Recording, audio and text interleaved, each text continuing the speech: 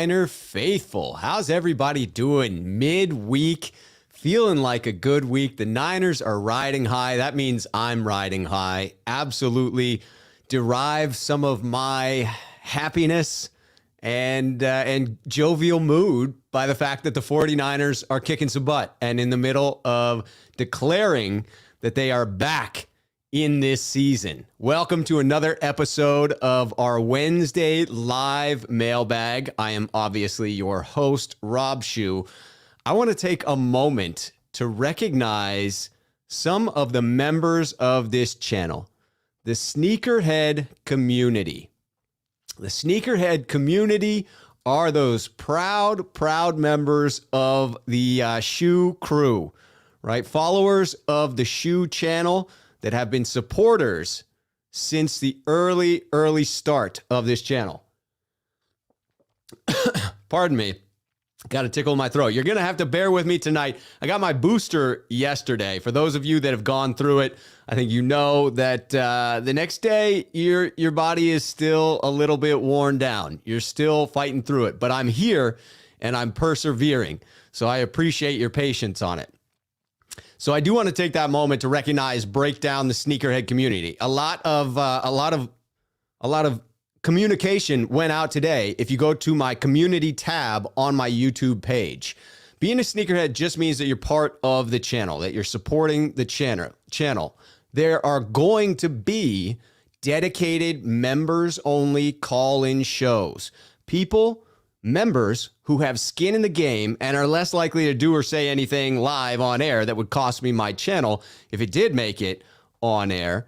Right now, we are sending out a poll to all the Sneakerheads determining what day of the week that Sneakerhead members only call-in show is going to be on. Again, on the community tab on my YouTube page. Get in there and vote if you're a part of the community. Every Sneakerhead gets a vote. There are now announcements concerning each of the member benefits on every level that have posted today and will continue to post tomorrow and Friday as well.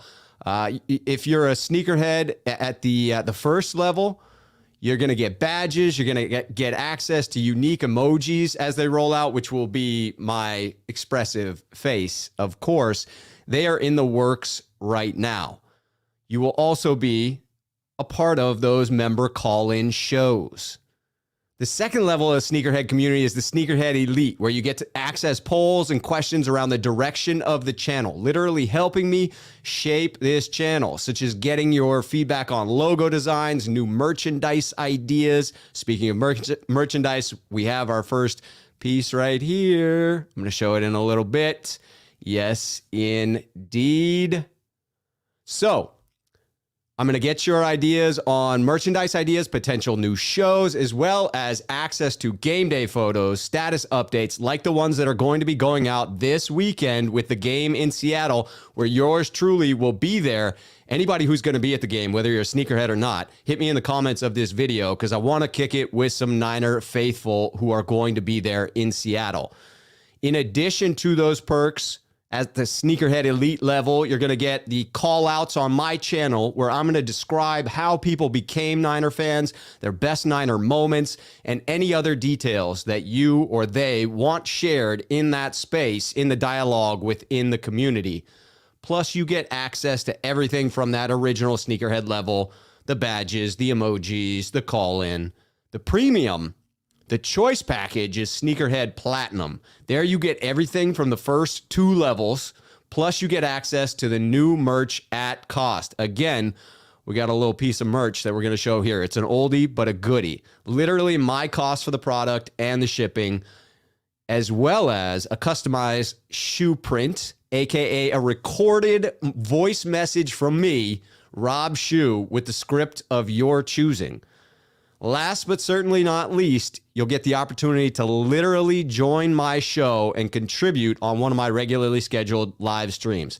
Today, as I said, we are showing our first piece of merchandise, which is actually a throwback limited edition piece. I'm going to bust it out right now. This was an original idea I came up with after going to the Saints game in 2019. This is one that I actually made up for George Kittle, hoping I'd have the opportunity to give it to him. That didn't present itself. We'll get into a special announcement on that later. But here we go. We've got George Kittle buried in Saints defenders with the text Furious George. Yes, indeed, Furious George. A play on words with Curious George. If you like it in the Curious George colors, I made one myself. These are wrinkled because these come out of my drawer. I literally wear these t-shirts. Not that one I just held up. That one has never been worn. This one certainly has, though. Worn and washed and in Furious George, Curious George colors. I think it's pretty epic either way. Let me know if you like it. Let me know if you're interested. I will definitely be hooking people up with this. The Sneakerheads, the premium, if you want it, it's at my cost. I will get that for you and take care of it. All right. Let's see who's here. Enough of the Sneakerhead community. Let's see who's here from the Sneakerhead community. Let's see our chat. All right. We got a Sneakerhead Luke Luna in the house. Bang, bang, Niner gang. Javier coming in. Gotta beat the Seahawks. Another member of the Sneakerhead community. Melvin Gordon coming in. I've got a question for you. What do you think of Norman switching from cornerback to safety? He is the forced fumble king. His problem is that he's lost a step or two with his speed. That is absolutely a true statement about him losing a step. Man, that's a tough one. I don't think that I would do that. I think that we have two veteran, very good safeties and one young safety that I want to see more of in Hufanga. So I would much rather have Ward and Tart back there and Hufanga working into the mix as well. Unfortunately, I think we are just thin at corner, and we're going to be susceptible to those faster wide receivers, in particular when we're not able to double them up on the outside. But you've got to take the good with the bad. Josh Norman and those 7 forced fumbles leading the league. Man, if we can capitalize and pick up those fumbles, that really can make the difference for his pass interference penalties, for his blown assignments. And you would hope that as the season goes and progresses, he will, in fact, pick up the scheme a little bit more.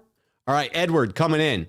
Who's ready to hand Seattle their 4th loss in a row? Faithful. I am ready for that. I am absolutely ready for that. I'm ready to be there and watch that happen. We got a prediction from Sean Dunn, 49ers 42, Seahawks 17. I love it. Coming in, Rob Schuh, appreciate the content. Favorite 49ers voice online. Respect. I respect you, Sean. Thank you for coming in. I respect everybody. Karthik was able to make it. He let me know he might. Hey, Rob, just wanted to check in real quick. Won't be in for the entirety of the show. I'm sorry. Get on next time on the pregame show. Hey, I will see you then, Karthik. Always enjoy the dialogue. That's for sure. Yes, Luke, we will beat the Seahawks. That is true. Steve O. Supremo. Question. Who were the 2 on offense that wore white socks while everyone else wore red? Also, Ward and Norman wore white on D. What do you make of it? Steve O. Supremo, I did not notice that. I may not be the fashion aficionado that I should be, and that may be evidenced by my merch, or maybe that evidence is that I'm not a fashion aficionado. Up to your opinion, personal opinion. But I would say that probably fashion choice, probably not much more than that. That would be my initial thoughts. All right, we will come back into the comments in just a little bit. I do have to get some people who like the shirt. Alex Franco loves it. Steve-O Supremo, nice shirt. Yes, indeed. Bay Area Baller is liking it. Yes, yes, yes. Absolutely. Absolutely.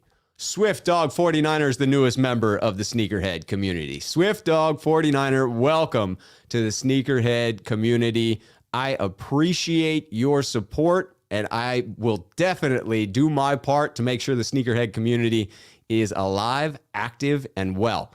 All right, I'll get back to your comments in just a moment and the live questions as well. Remember, if you're going to put the questions in there, it does help me if you do the @RobSchuh as the chat builds up, as the number of people viewing it builds up, it's easier to pick out the questions that are aimed at me versus ones that are going back and forth between members.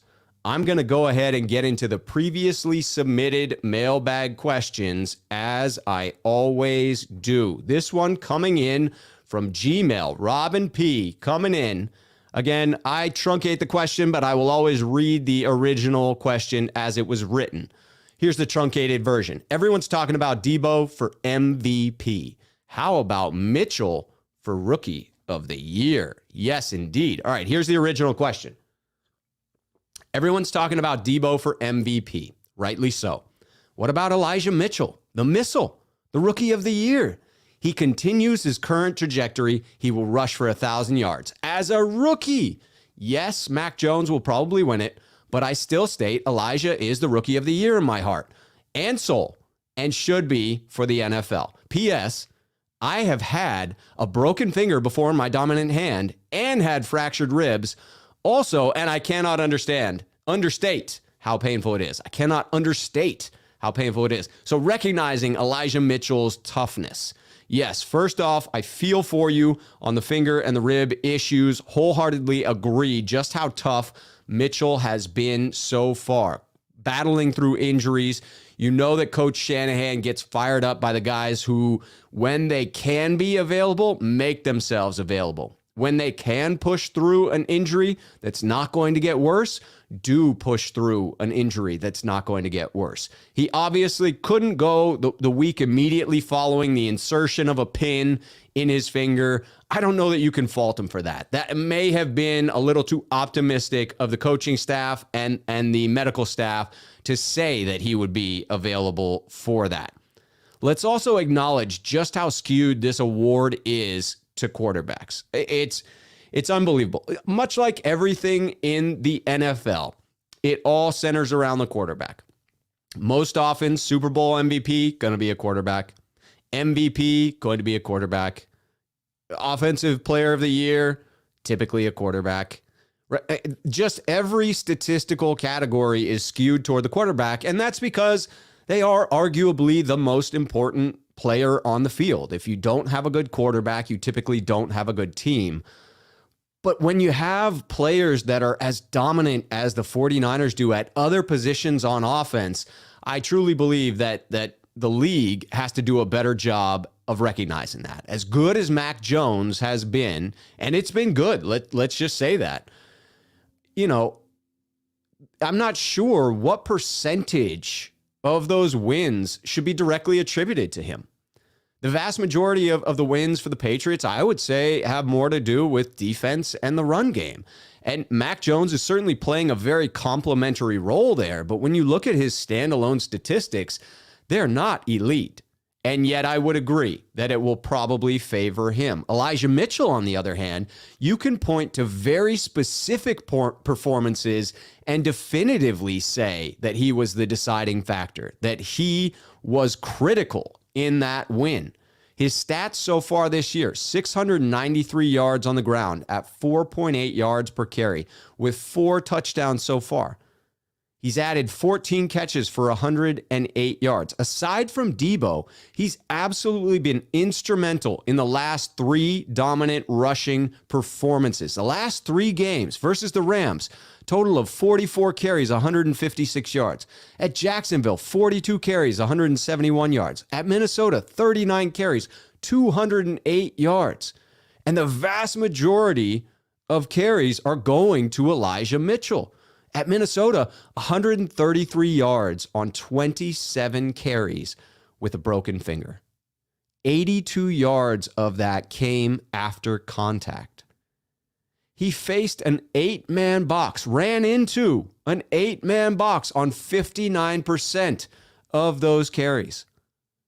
Out of his 7 starts so far, 4 100-yard games. Only one 49er leads that in the Shanahan era, and it's Matt Breida, spread out over multiple seasons. He's behind only Najee Harris and in front of Javonte Williams when you compare him to the other rookie running backs out there. If he continues on this pace, he's headed for a 1,000-yard rookie season without starting all 17 games. Pretty damn impressive, if you ask me. Probably not going to win the award, unfortunately, but quite possibly the most valuable rookie running back in this class. And we picked him up in the 6th round. A 6th round value. Forget about it. It's just crazy.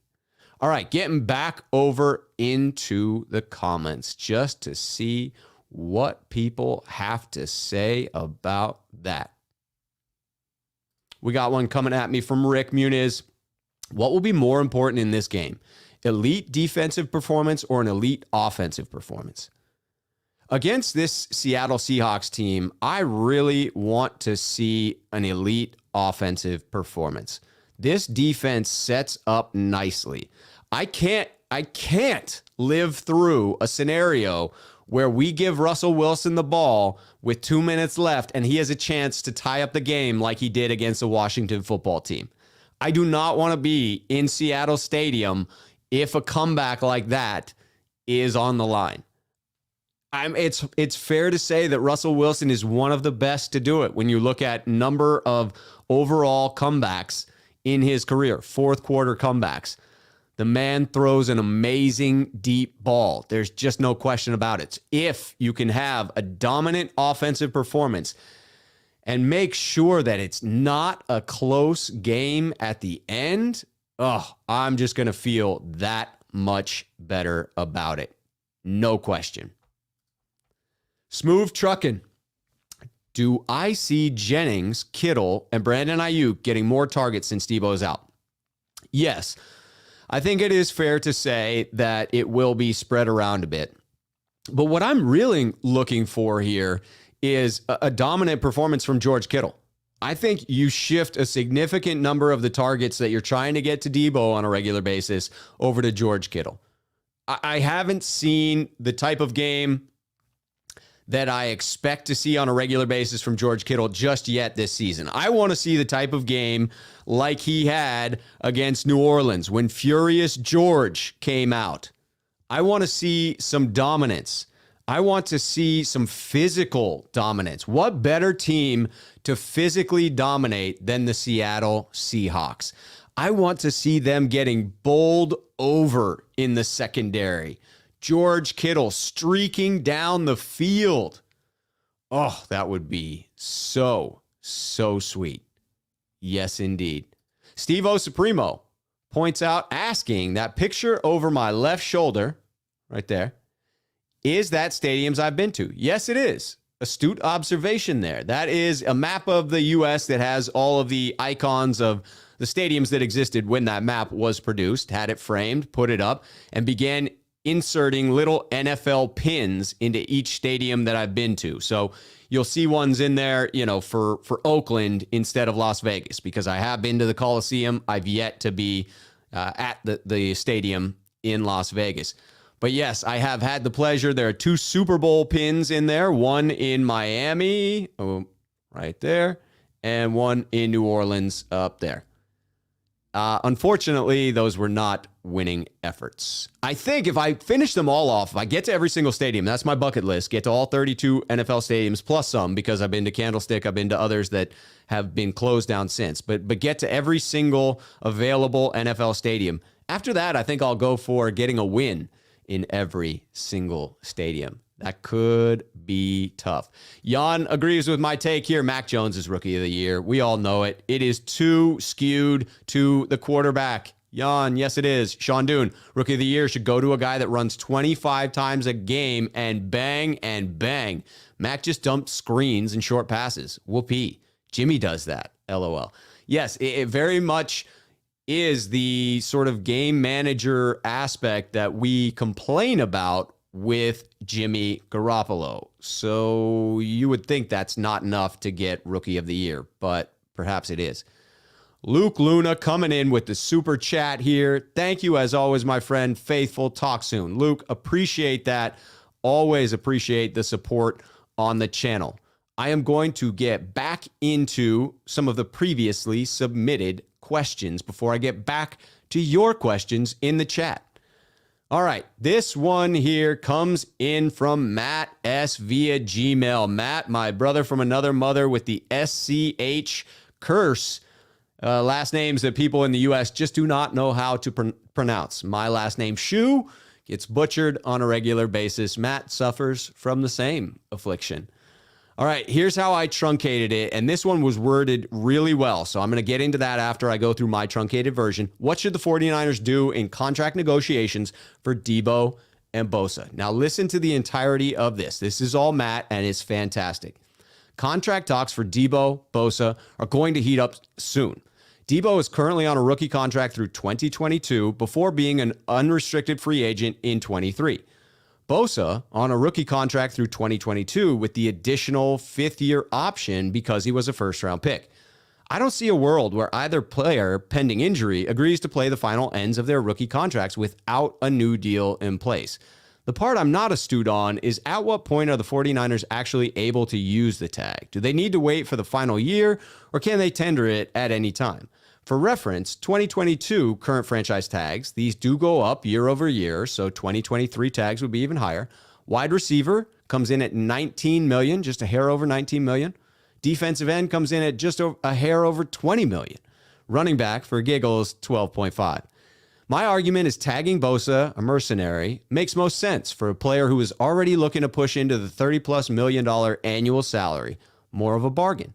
Signing Debo, 18 to 20 mil per year, is looking more like the sweet spot for a player of his caliber. Or do you trade one, or both? Fun fact, Bosa and Debo share the same agency, CAA Sports, but not the same agent. That's a fantastic question. So well thought out.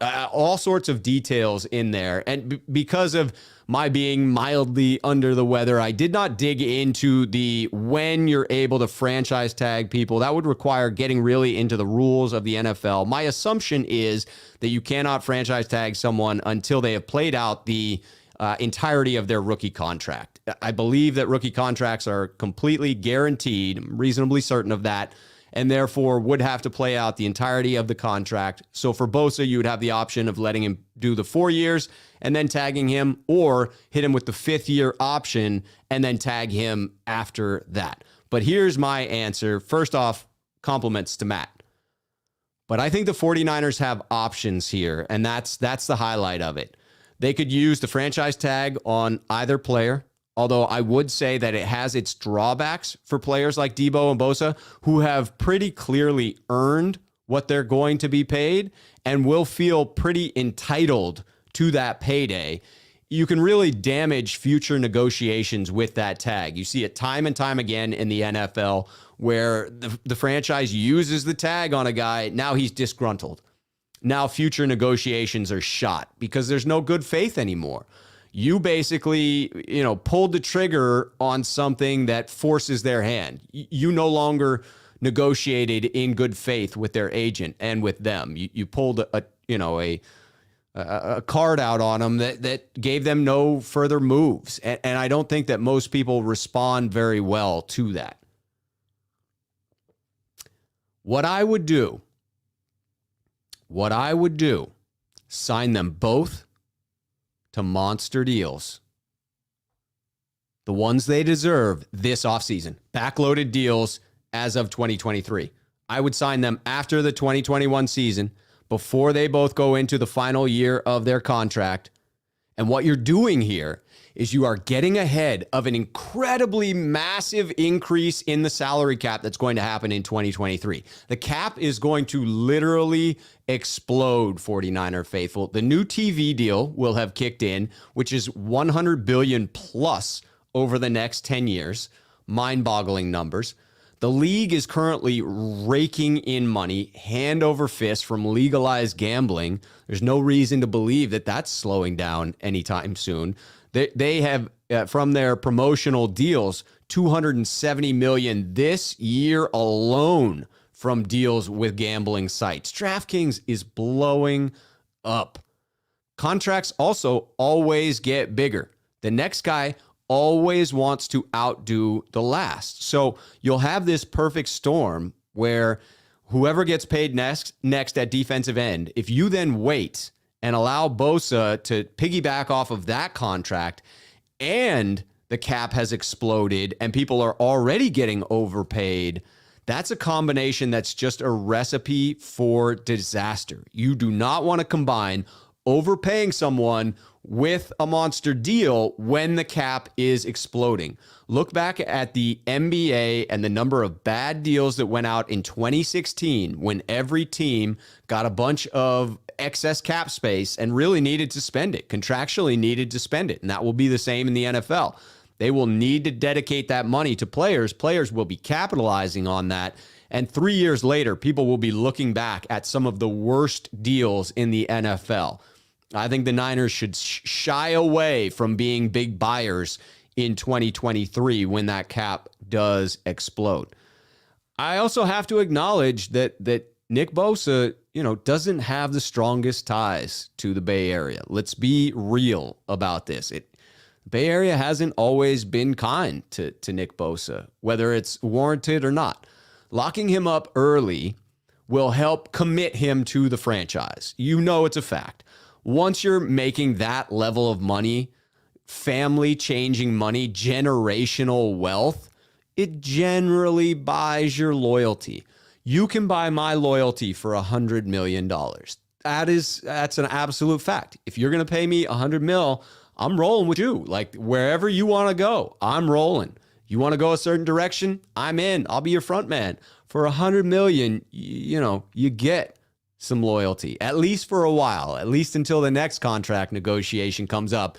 And then people quickly forget about what they may have been paid in the last deal.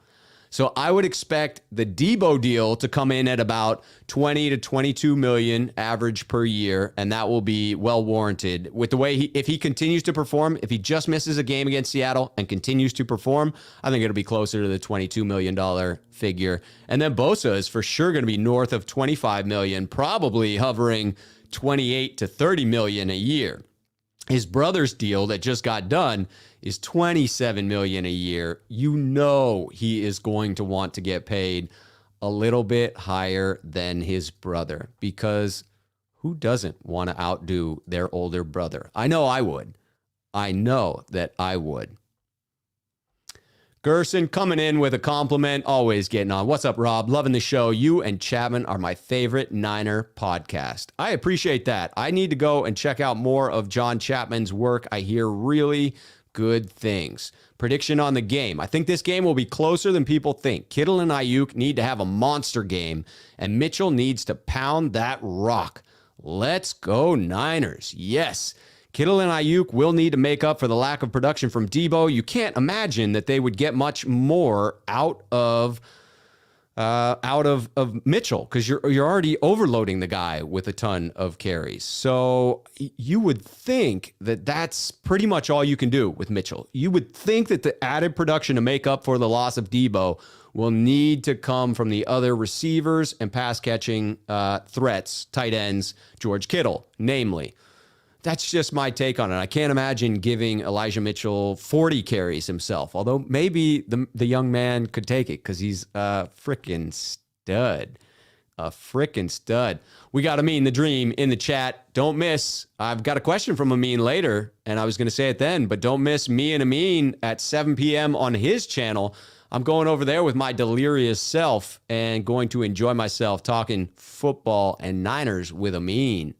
Sean Doon coming in. Correct. The franchise tag becomes a new contract. Can't use it until the last year of their contract is over and must be activated by a certain date. Yes, I am with you on that, Sean. That was my understanding as well. Thank you for confirming it. Coming back in, looking at this, DraftKings worth $25 billion right now. People at DraftKings are rolling. We don't quite know what DraftKings is spending on their ad buys.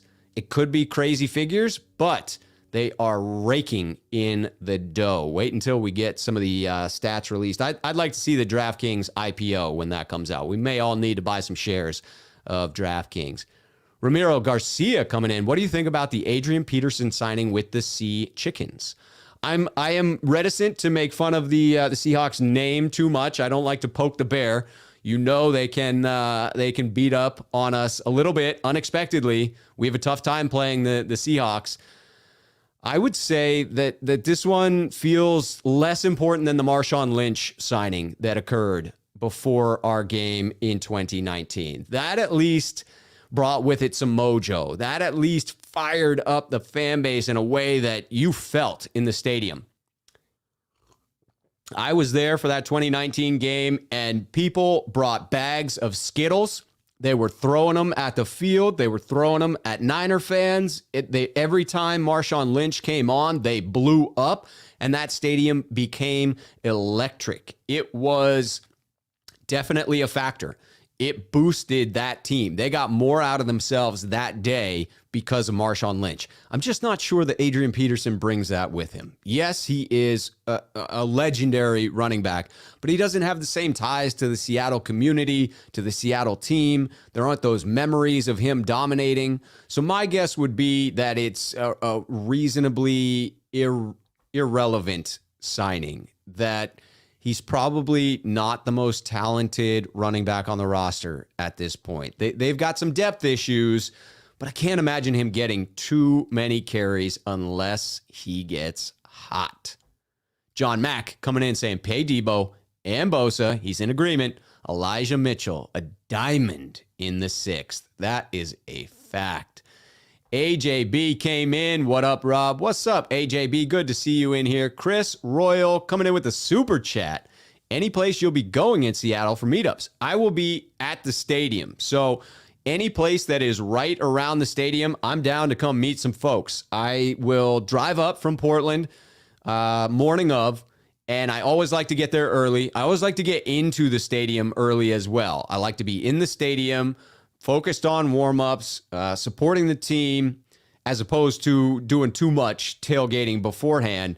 But I want to meet up with some folks. So anybody who's going to be there, you let me know where you're going to be, and I'll try to meet up. I generally don't hang out for too long in those places around the stadium because I like to get in. I like to park and get in there. But if people want to meet up in the stadium, outside the stadium, you let me know. Eric, another sneakerhead coming in. We really don't need to worry about the cap 2 years from now. It's expected to go up $30 million next year and way up from that year after year. Just get Bosa and Debo signed. Yeah, you just need to backload it 1 year. Next year's cap is going to be really tight for the 49ers. I believe it's 32 players under contract, one of those being Jimmy, and we're expected to be $8.5 million over the cap. Still needing to sign 21 more players, $8.5 million over. Now, obviously, if we trade or release Jimmy, that frees up all of his salary. There's no dead money associated with that next year. He doesn't have a trade clause next year. You can move on from him. You can cut him. You can free up that money. But that's still not very much money to sign all those free agents that are needed. You have to set aside $6 million for the draft class. It's less expensive because we don't have a first-round pick, and the first-round picks are by far the most expensive rookies. But next year's tight, so you got to push some of that money to 2023. Otherwise, I'm in lockstep there with you, Eric. All right, AJB, please blow out the Seattle team. Please. Yes, indeed. I will be rooting for that wholeheartedly. Thank you. Jamie Bryant, the run game is our success, but we need to get Kittle more involved now that Debo is hurt and Jennings has stepped up. We need other receivers to step up also. How about a good game, a solid performance from Trent Sherfield? I loved seeing that clutch third down catch against the Vikings to help ice that game. You'd love to see more contributions there. He started out gangbusters and then just sort of dropped off from there. Other players rose up and took that spot, but we were hearing and seeing a lot from him in camp. Aaron from 49ers First Take with the super chat. Much appreciated. I'm going to be doing a show here on my channel Thursday with Aaron from 49ers First Take. If you don't subscribe to his channel, go check it out. Great content over there. He says, what's up, Rob? Keep bringing the filthy. You know I'm going to do it. This one's to you, Aaron. You know it. All right, Jan coming in. Skittle throwing MFers, yet they think they're the classiest. They are by far not the classiest. In my experience, now part of that is because I'm a 49er fan, and I'm sure they despise 49ers fans. They are the worst fans in the NFL, by my humble take on it. And I've been to several stadiums. I have hung out with opposing fans. Nicest ones in my book, Carolina Panthers fans in the stadium in the playoffs, 2013 that was. And then next week I went to Seattle and was in the NFC Championship game in their stadium, and just the contrast was unbelievable. I also shout out to some of the fans I sat next to in New Orleans in 2019 for the Furious George game. Again, for those that like the Furious George logo, just carrying fools. Just carrying fools. Because that's what he does. All right, here we Punch You in Eye says Seattle something would be the Houston Texans without Russell Wilson. I'm confused by the people that want to move on from Russell Wilson. That is crazy to me. Just crazy talk. Luke Luna. Rob, yes, Bosa is worth the money. And if we sign him now, we get him at a discount because stock is going up. Though has his brother missed a season, and does that warrant him getting less? Hope cap is up. Oh, in comparison, I see the last part of that question being that his brother hasn't missed quite as much time as Nick's entire season. But I feel like Joey also has had several injuries that he has lost time because of. So it'll be interesting to see if that comes out in the wash when they pay him. I suspect if he remains healthy this season, one knee injury is just sort of that fluke thing that does tend to happen in NFL careers at some point. Luke Luna back in. Players are getting paid more. The higher cap, the higher it gets. So I think that we need to sign Bosa ASAP to get the best deal. That's my logic as well, Luke. That's my logic as well. Sean Dunn. We need to take out the crowd, run the ball like we have done, and score. Same blueprint we've done and Washington did Monday night. Yes, Washington seems like a poor man's version of the San Francisco 49ers. They gave us the blueprint to beat the Seattle Seahawks. Now, Seattle they'll have home field advantage. They won't be in Washington. They'll be fired up. They'll be playing against a team that they despise, so they will certainly rise up to the occasion. Division games are close. I don't think 49er faithful should get the expectations too high for a blowout. These things often work out to be close games. All right, Sean Dunn. Also, get Lance into the game if possible to experience that stadium and playing to get ready for next season. I love it. I've been calling for that every single week. Just give me 5+ snaps. I know Kyle came out, and I actually really respect him for saying it, came out and said that he's having trouble getting in the rhythm of calling plays for two different quarterbacks, that system threw him off. And I appreciated him sharing that. I appreciated sort of the bare way in which he laid that out for people to judge him and not put it on Trey Lance for quote unquote not being ready. Kyle wasn't ready to call a system for two quarterbacks. Tommy Huxley, are you nervous about the Seahawks game? I am not nervous about the Seahawks. I am nervous isn't the right word, but I'm ready for it. I think it's going to be close. I don't think we should expect a blowout. If a blowout happens, I will be pleasantly surprised. The vast majority of these games come down to the last possession, and I don't like the ball in Russell Wilson's hands at the end of a game. So if that happens, if I'm in the stands, Russell Wilson has the ball with a chance to tie or take the lead with 2 minutes or less, yes, I will be nervous. I need the 49ers to take the lead such that potential incident doesn't happen. Chris Royal coming in with the super chat. Me and the wife will be heading up there from Kezar, Oregon on Saturday. Yes, I will be driving up from Portland, Oregon. That's fantastic. Let me know where you're going to be, Chris. Hit me up in the either on Twitter, right? Hit me on the message on Twitter or in the comments of this video. Let me know where you're going to be. I will absolutely meet up. Say what's up. Adam, another name I probably won't use on the Seahawks. Great dialogue. Beat the Seahawks. Yes. Tommy, Aaron is a Seahawks fan. I don't think that's true if we're talking 49ers first takes, but I'll let him defend himself. All right. Poop Saget's coming in. Love the sweater. Thank you. Thank you very much. I like my new Jerry sweater as well. Anything Jerry Rice, I am in. Here we go. Vernon. With a good quarterback like Russell Wilson, the best defense is to keep the ball out of his hands. Run the ball. Run the ball, Kyle. Run the ball. The fans know it. We all know it. The Seahawks know it. Everyone knows what the 49ers should do. Let's just hope that Kyle Shanahan does not outsmart himself. All right, I'm getting back into the previously submitted questions. I'll be back into your comments in just a moment, so keep them coming. Here we go. What changed against the Rams? This one coming in from William T. Will T on YouTube. Here's the full question. Shanahan has finally returned to a winning formula. Seems for a while now, Shanahan and the offensive coordinator were overthinking their game plans. Instead of staying with the winning formula until defenses can stop the run consistently, Shanahan let defenses define his game day plan.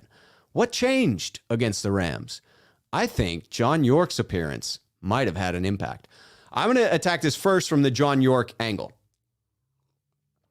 I think you may be right about the John York impact. Get that water out of my beard. But I don't think we may not agree on the same reasons. I had the privilege, I suppose it is, of meeting John York very briefly at the 2018 season opener in Minneapolis, Minnesota. He was walking around in the stands, talking to fans, shaking hands, giving out photographs and handing out little pins. I got to admit, they were pretty cheap little pins. That was a little disappointing to get a pin from a billionaire and it being cheap. That's weird. But I view myself as a pretty good judge of character. My EQ, my emotional intelligence, is higher than my actual IQ, my actual intelligence. And I'm not saying that to toot my own horn. It's just something I know to be true, that I can read people pretty well. That's a strength of mine. So one thing I can say with reasonable certainty is that he didn't come into practice and lay down the hammer. That is not the personality type that I met. That would be completely contradictory to the individual I met in that brief instance. Now, I'm not saying that someone can't have two personality types, that they can't have a switch that they flip, that it comes on. It just seems very unlikely to me. I'm guessing, based on how soft-spoken he was, that he probably offered genuine support. He probably told John and Kyle that he had their backs, that, hey, we signed on for a multi-year plan. We signed on to pay Jimmy G and trade all those draft picks to take Trey Lance. And we did so knowing that this season might not work out the way in which we wanted it to. Obviously, we were planning for it to work out. We paid all these one-year deals. We were expecting it to work out. But they knew coming into it, it was possible that it wouldn't, and they were on board anyway. They would not have traded all they did for Trey Lance to then have to find a new coach that wants to coach them, to teach them, to bring them up. Kyle Shanahan was the one. You could argue maybe it was John Lynch who wanted him, maybe it was the front office. My belief is Kyle Shanahan is not taking a quarterback he doesn't wholeheartedly want. So my belief is he absolutely wanted Trey Lance. He wants to develop him, and Jed and John York are going to give him the time to do it. So my guess is it was a supportive thing. But second, you're right about this. They found their identity. My thing, when you have a run-first identity, you do not say to yourself, oh, well, they've got a 6-man line and 8 men in the box, so I guess we can't run the ball. That's not how it works. If you have a run-first identity, you run the ball first and foremost. You dictate to teams how you're going to attack them. You don't allow defenses to dictate to you how they get attacked. So to me, you force the issue, you run the ball. Kyle said at one time that, well, you can't run into an 8-man box because you'll end up in a lot of 3rd and 12s. He said that immediately following a game where the first play of the game was running into an 8-man box, a 6-man line. Elijah Mitchell, 1st and 10, broke the first tackle, went for 9 yards against an 8-man box. So clearly, it is not going to be 3rd and 12 every single time if you're running into that front. Elijah Mitchell falls forward. Elijah Mitchell breaks tackles. Elijah Mitchell gets back to the line of scrimmage when someone hits him in the backfield. When he's hit at 1 yard, he gets 4 yards. When he's hit at 6 yards, he gets 9 yards. And that is a trend that seems to be happening over and over and over again. So I see no reason that they shouldn't continue to run the ball and force the issue. 2 of those recent games where we won, we had yards per carry under 3.5 yards for all running backs, but we kept at it. It didn't matter that we weren't averaging a ton of yards per carry. What matters is we stuck with it, and it worked. Our next question does come in from Amin the Dream. Amin asked 2 questions here because he likes to get the second one in there. He's a clever guy. He said, do you think Debo should win Offensive Player of the Year this year? Should Nick Bosa win Comeback Player of the Year this year? If you don't follow Amin on Twitter or on YouTube, you should go check it out. That young gentleman does good content. I will be on his channel at 7 p.m. tonight. The short answer to this question, Amin, in my humble opinion, is yes and yes. Emphatically, yes and yes. Nick Bosa should be a lock. Let's look at his statistics so far this season. 11 sacks. 2 forced fumbles. 1 pass defended. As of last week, he was leading the league in tackles for loss at 16. I believe that's unchanged this week. I believe he still has 16. I believe that's still leading the league. Credit to Jordan Elliott, Splash Cousins on Twitter, who I'm a big fan of, have had on this program and will have on this program again. He broke down in an article comparing where Nick Bosa was as of last week before this game and where it is relative to 2019. So obviously that was when he had 10 sacks. Now he has 11. But let's look at his 2019 numbers. Pressures, 80. Crazy. Sacks, 9. QB hits, 18. Tackle for loss, 16. These are Bosa's numbers through 10 games in 2021. Again, now he has 11 games and 11 sacks. 12 games and 11 sacks. Pressures, 42. Sacks, 10. QB hits, 13. Tackle for loss, 15. Now up to 16 tackles for loss. He's a much more complete player this year than he was in 2019. The statistics bear out, other than the quarterback pressures, where he's gone down slightly, but that's a subjective one. The quarterback hits, the quarterback sacks, the key measures are all on track or better in this one, and he's getting more double teams. He's getting more focus from the offense. They are having to do more to try and stop him. He's leaner. He's more muscular. However that's possible. The guy was built like a freaking tank in that 2019 season, and he's just that much more rock solid this year. It's wild to me. So yes, he seems to be a lock for the Comeback Player of the Year. Now, Deebo Samuel. Deebo Samuel hit 1,000 yards receiving on the year last week before getting injured with 6 games to play. He has 5 rushing touchdowns, 5 receiving touchdowns. Only 2 other players have accomplished that feat. 5 rushing touchdowns, 5 receiving touchdowns, and 1,000 receiving yards. The famous saying is, and I said this on Monday, tell me who else is on the list and I'll tell you how impressive that list is. Let me tell you who's on this list. Deebo Samuel, Marshall Faulk, and Roger Craig. Only 3 players to do it. Yeah, that's an impressive list.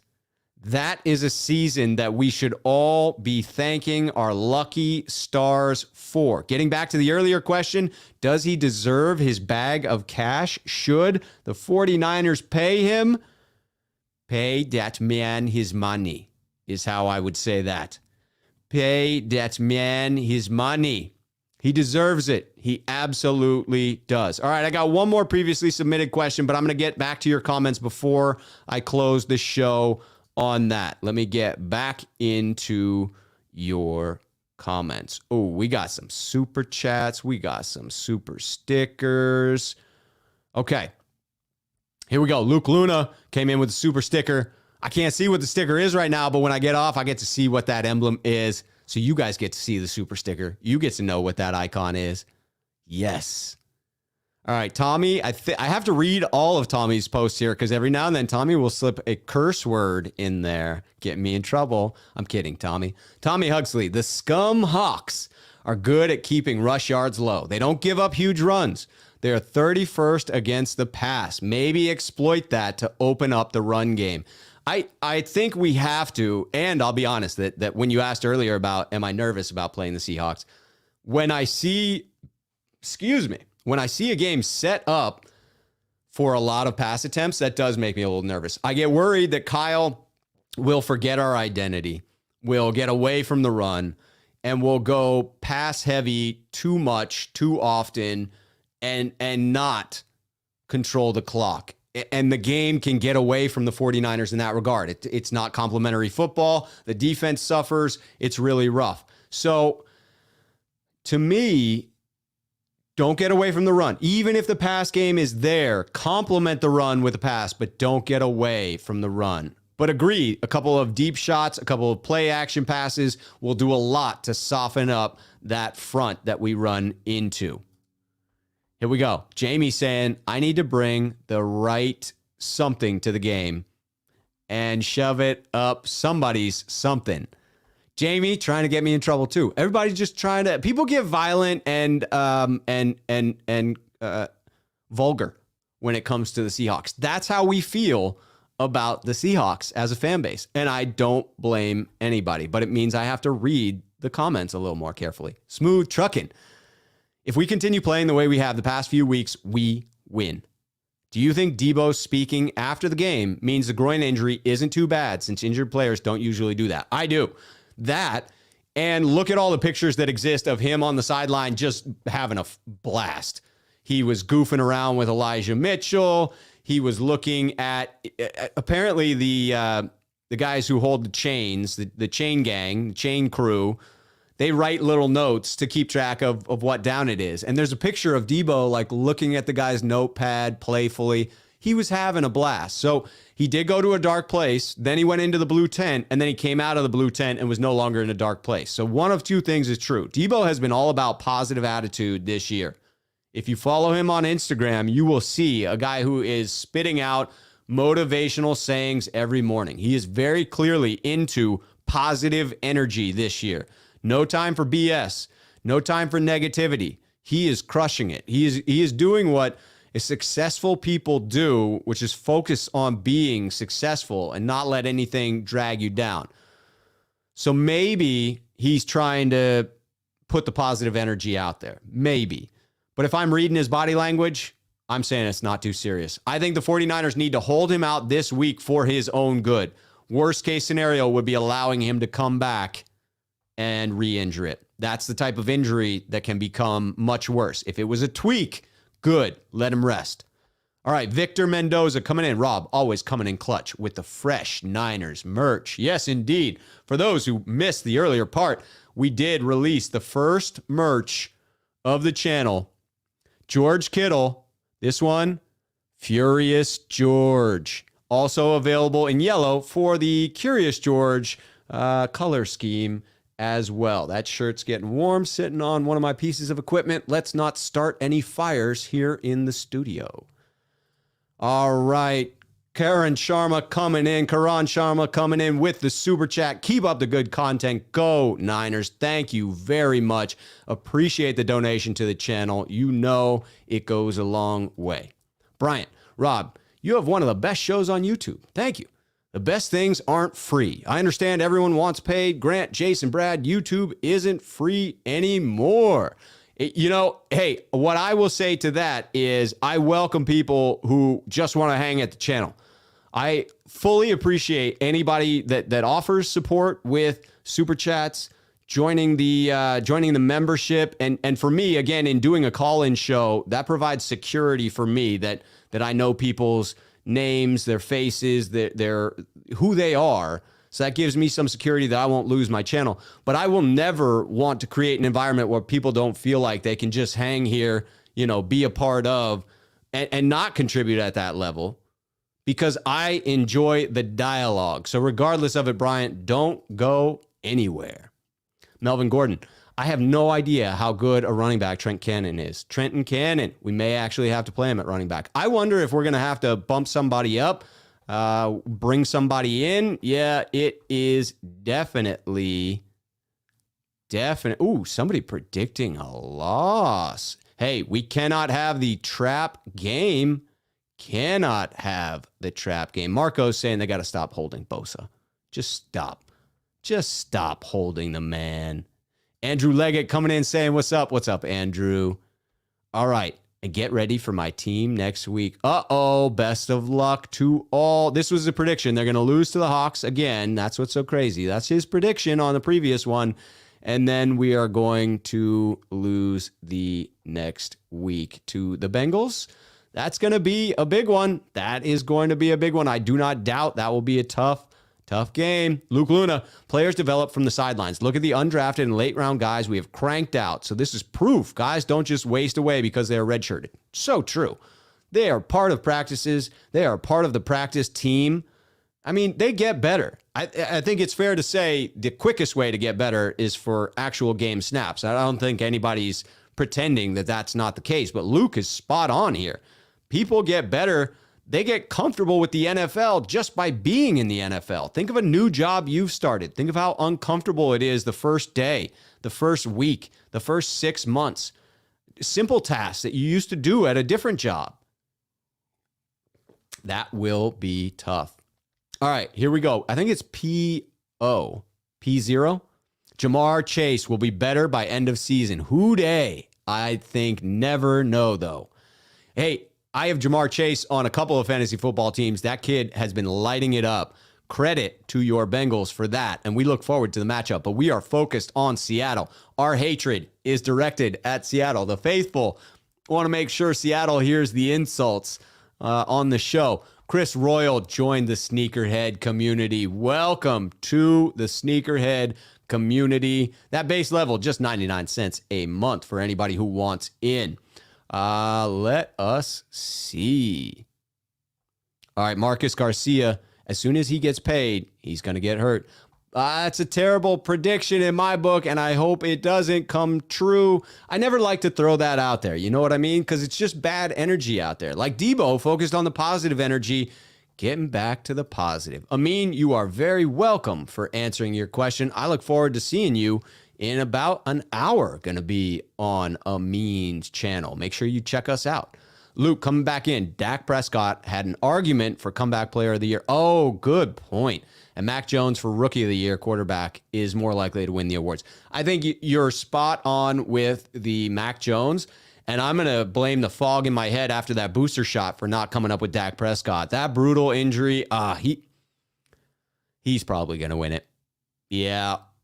That ankle injury was nasty. People are going to focus on the severity of the injury. The team's doing well. Dak looks good. Maybe if they continue to melt down and Bosa lights the world on fire, there's still... So you're telling me there's a chance. Yes, indeed. Eli Nunez is feeling like I do. Sometimes Kyle gets pass happy when the run doesn't work. I thought he was doing it against Minnesota, and then Jimmy threw that pick, and Kyle was like, oh, yeah, I should run the ball because that happens if I don't. Chris Royal coming in. Dak, unfortunately, will probably win it because he's a quarterback. Yes, he will. Melvin coming in. Can you explain to me why we only ran the damn ball other than Lance himself on his one and only start? The Lance start, that game plan, the seldom snaps for Mitchell in that one, that was just a FUBAR performance by Kyle Shanahan. I don't know what he was thinking. He clearly lacked confidence in his rookie quarterback's ability to execute. I don't know if he was right about that. We won't know until we see extended play time from Trey Lance. I just have a hard time believing that was the appropriate game plan going in. And I think the 49ers learned their lesson. I hope we don't ever see that again, Melvin, and I'm guessing you share that sentiment. JT coming in. Just got done watching Bill Burr on Pat McAfee's show. Y'all should give it a watch. I will have to. I think Bill Burr is a funny MF. Here we go. Victor Mendoza. Rob, do you think the run game will be as efficient with no Debo in the lineup? No. Debo is by far the 49ers' most efficient runner. I cannot see a scenario where there's another wide receiver that runs any of his schemes as effectively. Debo does it like nobody else. He's got quick, short area burst. those tree trunks that he has for legs, the torque he is able to put in the ground. He gets moving quickly, and he's able to turn the corner. He's able to turn the corner like nobody in the 49ers offense. George Kittle is a long strider. George Kittle, I'm much happier when he's getting the ball out in space, 10 yards down the field, and getting his yak from there, able to get into his full long strides. Out of the backfield, I'm not so sure. Brandon Ayuk doesn't have the frame to really be running a lot of those. The jet sweeps, yes, but the power runs that Debo can pull off, I don't know. I just don't know. Melvin, coming back in. Rob, can you explain to me why we only ran the ball 11 times other than Lance running it? That was what we just answered. Yes, we did go through that. All right, John Meow is back in the house. I'll give him one because he wanted the trash talk. I'll give you one. Seattle will beat the Niners. No Debo and Warner. I think both will be out. I think the Niners will come in and put away the Seahawks despite. I do not think the 49ers fall to another trap game. I do not think Seattle sets up as a trap game. George Kittle said it. They know this game is going to be tough. Now, it will be a tough game. They could drop it, but they're not going to come in unprepared. It would take a get-right game from Russell Wilson. And let's not pretend that it can't happen. That guy is special. He's been struggling for a while. Clearly, the finger is bothering him in some way. His accuracy is off. You would think he'll get right at some point. Let's just hope it's not against us. Aztec MC, proud to freeload on your channel. Let's go. Yes, I am proud to have people who come to the channel and hang out. JT back in. Ironic seeing Lakin getting flagged for holds. We've all seen being made on Bosa with no flag. The difference being that, Lakin wasn't using the choke hold, which is apparently legal in the NFL. If you choke hold someone like Bosa, it doesn't get called. But if you grab a little jersey, yeah, they call that. Just not right. Just not right. Okay, we got a vote for Nick Bosa. Jay coming in. I think Nick Bosa should win it over Dak Prescott because we don't like the Cardinals anyway. We do not. Paul Perryman coming in. One of the many problems with Jimmy is he doesn't spread the love. If you're not the first read or the running back, you ain't getting a lot of play. I hope that Debo being out changes the 49ers offense because I think there's some validity to this, Paul. I hope that not having his number one option forces some expansion within the offense, forces him to get the ball to people he hasn't to this point, and maybe that carries forward. Maybe the growth we see in the offense this week with Debo out can carry forward and make it a more balanced offense. Because be clear, when you get to the playoffs, if you only have two studs, if you've got Debo in the pass game and Elijah Mitchell in the run game, teams will have additional time to game plan for that. Some teams will have 2 weeks to game plan for that, and they will take away those players more effectively than other teams did in the middle of the season. That's what happens in the playoffs. Teams really dive into game-specific plans. If we have more options available, that gives me greater hope that they won't be able to take that away. Paul Perryman, it's about trust with Shanny regarding play calling and starting young players. It's a bit maddening. It is, and especially when you're spending high round draft picks on these guys. Other teams let them play, and they seem to do well on other teams. It's an old school mentality that Shanahan seems to have inherited from his father of earning playing time, not giving it to somebody that once you've earned it in the preseason, it's very hard to get it back, to overtake someone in the regular season because you get limited practice snaps. Sometimes you got to take a leap of faith and just give the young people a chance. Daniel Martinez coming in. Best case scenario for the rest of the season. Win, loss, win, win, win, loss. I like that because that puts us at 10-7. And that's where I think we need to be. That is where I see the magic number for a wild card berth, potentially the 5th or 6th seed. I'm all over it. All over it. Here we go. Tommy making a prediction. I'm calling it a zone read for Jimmy G for 30 yards. I love it. Let's see it. 30-yard carry from Jimmy G. Boom. Boom. Luke Luna. Jimmy got the ball to 12 different guys at the start of the season. I think it was a record. That's true. He spread the ball a lot. That was, though, against some early poor competition. But he's capable of it. And he has games like the one he had in New Orleans. I'll go back to my Furious George merch here. Is that in that game, he was a gunslinger. He has occasional gunslinger in him. Just can't be counted on. It's not our identity. All right, Jay coming in. Nick Bosa should win Comeback Player of the Year because a lot of people said he would win Defensive Player of the Year in 2020, and he didn't. Jay also saying, I'm spitting facts here. Niners are gonna play tough. I sure hope so. Daniel coming in. Kittle and Juice will come big on offense versus the Seahawks because they will be attacking the middle zone of the field. On defense, that same middle zone with shortage of linebackers will be our weakness. Lockett maybe hitting those passes, those catches over the center of the field. And then, you got DK Metcalf probably going against Josh Norman a few times. It sets up. The 49ers need to be on top of it. Jay, 49er faithful, we are the best fans in the NFL. I'm on board with that. Here we go, Paul. Russell Wilson is rehabbing 29 hours a day this week. Watch out. That guy is driven. That guy is frickin' driven. All right, at Rob, you think either Ayuk or Jennings play a snap or two as running back this week, just like Debo has been doing?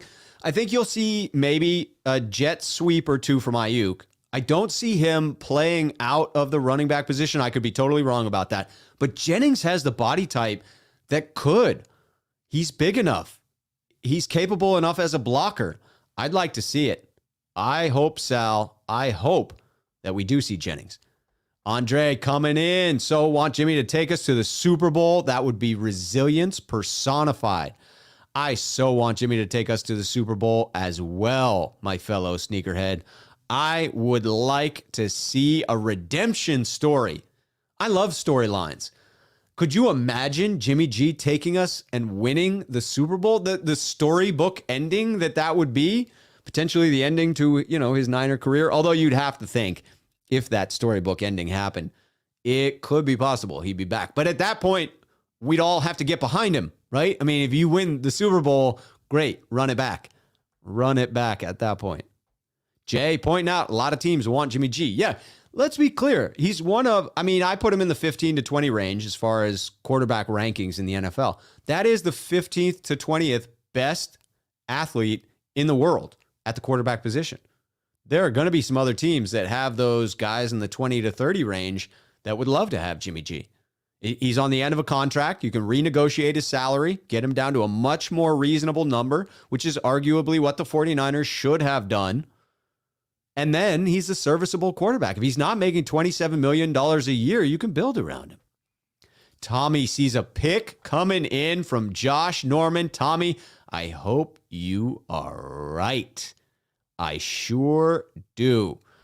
John Meow in there saying that people worship Kyle a bit. It's still friendly, though. As long as John Meow keeps it friendly, I have no issue with it. With people contradicting each other in the chat, it's always good. As long as it stays friendly, always good back and forth. Looking for that next comment here. All right, Eric coming in. No, that's to the Bengals fans. Samuel, spreading the football around to other players will only make the offense better. This is what I'm talking about, that you need to begin to spread the ball around. That's the way in which we're going to have to win in the playoffs. Teams are going to be able to focus their efforts on Deebo Samuel. You have to open up the rest of the offense. Let's think 2016 Falcons at this point. Daniel Martinez, comeback player. Dak, if he makes the playoffs because he plays quarterback and he plays for the Cowboys. Great point. Remember the power Jerry Jones has in the league? Also, Dallas is a bigger marketable market for the NFL. I think you're spot on there. Hard to argue with it. Again, I'm a bit embarrassed I did not say it's probably going to be Dak Prescott at the beginning. I'm blaming the booster. Smooth trucking. Do you think Azeez is ready for the green dot helmet? He looked ready that game, but that is a lot of responsibility. I hope he can play as fast being the green dot, being the quarterback of the defense. I'm holding out for Azeez. I've seen nothing but things that make me hopeful so far. All right, couple more comments, and then I'm going to get to my last topic and wrap it up here. Chris Royal saying we're going to be staying at the Hilton Seattle for the game. Reach out on Twitter, see if we can't meet up. Absolutely, let's do that. Meet up at the game. That goes for anybody watching this. If you reach out to me on Twitter, let me know if you're going to be at the game. I want to see some Niner faithful. Javier saying, I think the Seahawks have a mental thing on us. I don't know. Always a close game. I think it's that big brother syndrome. And you got to shake it. You thought 2019 was the key to that, but I think you need a dominant performance again to really shake that vibe. AJB, if we commit those PIs, if we commit those PIs, we lose because Russ throws deep. I'd rather have Lenore start than Norman. Yes, if we get into the trap of committing continual pass interference penalties against a guy that throws so many deep balls, it would be ugly. You got to hope that the cornerbacks can play sound, fundamental football. Ruben coming in. Mitchell is going to run through Seattle's defense. Love that prediction. Love that prediction. Ruben pointing out that Seattle is 3-8. Yeah, they are not real good at this point in time. They are struggling. Luke Luna. Paul, I think I both watched the All 22 where Jimmy gets 2/3 reads. That is true. He does make reads. It's both. Sometimes he doesn't, sometimes he does. I would agree with that statement. I did not. Reading comprehension was not my strong point on that one. Eric. Proud to beat the Steelers. Oh, trash talk between the Bengals fan and Eric, I'm guessing. Yes. Uh-oh. Andrew suggesting put Travis Benjamin in the backfield with his speed. Get him on a jet sweep. That would be interesting, wouldn't it? Wouldn't it? Daniel coming in. If we make the playoffs, I want the Cowboys in the wild card game to fuel a Super Bowl run. Hate that team with all my guts. I don't use the word hate anymore about the Dallas Cowboys, but I sure did in the 90s. I have since lessened my hate. They just haven't been as relevant since then, so there's less to hate on, but I still strongly dislike them. And that brings me into my final topic before I close out in your comments here. All right, this one, looking ahead, which playoff scenario is better for the Niners? Playing the Cowboys, then the Cardinals, or Tampa, and then the Packers? This comes in from Fly Low on Twitter. Thank you for the question, Twitter. For me, this is all about interior pressure. The 49ers, in particular, their offensive line, in particular, Jimmy Garoppolo, struggle against strong interior pass rushers. Unless, of course, that person's name is Aaron Donald for whatever reason. Best in the league we can handle. Everybody else, interior rushers, that is our kryptonite. So I look at those two that you mentioned as being different paths, either Cowboys, then Cardinals, or Tampa, then Packers. Green Bay with Kenny Clark and Tampa Bay with Vita Vea and Ndamukong Suh are beasts, absolute beasts. I do not want to go up against that defense getting after Jimmy Garoppolo, hitting Jimmy Garoppolo, putting pressure in his face, forcing the errant throw. You saw what Chris Jones was able to do late in the Super Bowl in 2019. I think it sets up similarly. Now, if you can establish the run against those fronts, very difficult to do, but if you can establish the run, you still have a chance. You have a chance to put them on their heels, which is what you must do against aggressive pass rushing defenses. I would rather not go up against the offenses either. The balanced attack with Tom Terrific at quarterback and their run game balanced out with Fournette, or Aaron Rodgers and Aaron Jones with A.J. Dillon adding in some spice. That, to me, is the much harder matchup of the two. To me, the Cowboys and the Cardinals are much streakier teams. They're much more the teams that I would rather be facing. They're both capable of a collapse in my book. I think you're seeing a bit of that with Dallas. You have seen that in the past with Arizona. It doesn't appear that they are on any verge of collapse this year. They have seemingly fixed that, but both weaker coaches than Tampa Bay and Green Bay. I would take Bruce Arians and LaFleur over McCarthy and Cliff Kingsbury any day of the week and twice on Sunday.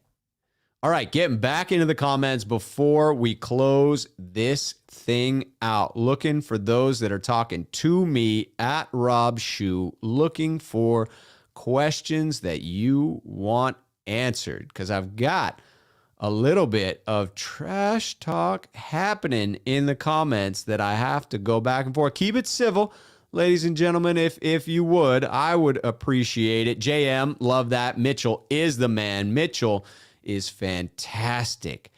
Fantastic. You couldn't have asked for a better 6th round pick. That is for sure. All right, it looks like people are just getting the back and forth going. That is really the end of my topics. I do want to hit you with this last piece of information. Friday's show. Friday's show, look for a special giveaway on Friday's show. Every member of the Sneakerhead community is going to have a shot at this free OG George Kittle t-shirt. I am going to, this is dead stock, so it won't be any tax implications. I am going to, at my cost, ship this out to a member of the Sneakerhead community. This is the original. I made, I think, 7 or 8 shirts. Several for me, one for my wife, one for my mother, one for my father, one for my brother, and one for a buddy. And this one, I brought this with me to both playoff games. It's never been worn, but I brought it with me to those playoff games against the Vikings and the Packers in 2019 with the intention of throwing it to George Kittle or Claire Kittle if I came across them. I didn't. I tried tweeting at him. Didn't quite have the Twitter following at that time. George Kittle didn't see it. George, if you're watching and you reach out before Friday, this is yours. It was intended for you. So I'd be happy to give it to you and buy new ones to give to Sneakerheads.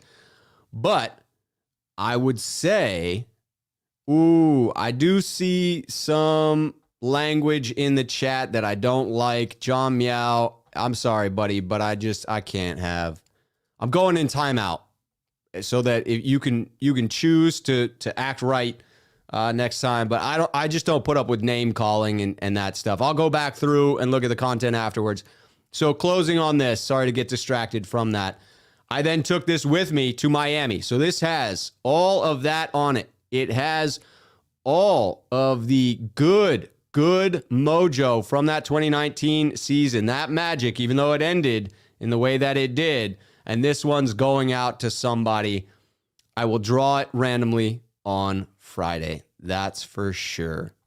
Yes, AJB, unfortunately, we do need some mods in here. When the channel gets excited. Again, the Bengals fan P0, I don't think I'll go back through, but I thought that was friendly trash talk. I'm okay with that. But when it gets personal, when there's name calling, I'm going to go timeout. And then if I see it again, I'm just blocking. That's the way I'm going to roll. I appreciate everybody coming in. It was a great show. Thank you for joining me today. Until next time, I will be on with Amin in 42 minutes on his channel. And I will be going live on my channel with Aaron tomorrow at 4 p.m., 4 to 5 p.m. Please join me there. Friday, I'll be on with Grant on his channel, usually at 11. Sometimes we move it with the 49ers practice. And then going live on my channel immediately following. Batman, I appreciate you saying I deserve more followers. We're building it slowly but surely. We got to that first 1,000, and now we are almost to that second 1,000. Eric, appreciate the reminder to hit that like. Sneakerheads are always here. I love it. Luke saying, I think I'm the OG Sneakerhead and the first member. That is fantastic. That's a proud moment to have that first member of the community. Appreciate the kindness. coming in from Mexico City. Cheers to that, Niner faithful in Mexico City. Thanks for joining the show. Sal, appreciate it. Have a good one. And Swift Dog reminds you on that way out, hit that like button, hit subscribe if you don't already, hit that little bell to be reminded of when I go live. And I will see all of you guys next time around. Thanks for coming in.